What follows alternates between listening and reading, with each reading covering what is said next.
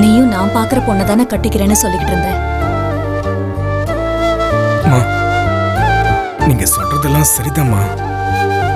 ஆனா என் மனசுல இப்படி ஒரு ஆசை வரும்னு எனக்கு தெரியல.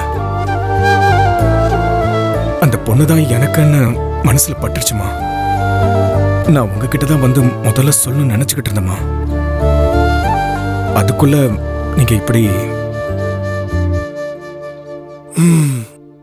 அபிராமி, அவன் தான் சொல்றான்ல, வாழ போறது அவன்மா. அவன் விருப்பத்துக்கு நம்ம போயிடலாமே. எங்க கனவுக்கு நீ ஆப்பு வச்சல, இப்ப உன் கனவுக்கு உன் புள்ளையே ஆப்பு வச்சானா? நல்லா வேணும் உனக்கு. முத்து, அம்மா உனக்கு தேவதை மாதிரி ஒரு பொண்ணை பார்த்திருக்கேன்பா. சாமியே உனக்கு அவதான்னு சொன்ன மாதிரி இருந்துச்சு. நீ ஒரு வாட்டி அவளை பாரு, உனக்கே அவளை ரொம்ப பிடிக்கும். நான் பார்த்த பொண்ண நீங்க ஒரு வாட்டி பாருங்கம்மா. உங்களுக்கு அவளை ரொம்ப பிடிக்கும். நான் எதிர்த்து பேசுறேன்னு நினைச்சிடாதீங்கம்மா.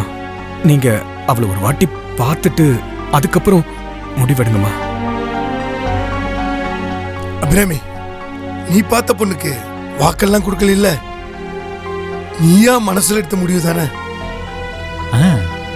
முத்து சொல்ற பொண்ண நம்ம போய் பார்ப்போம். உனக்கு பிடிச்சிருந்தா மேற்கொண்டு பேசுவோம்.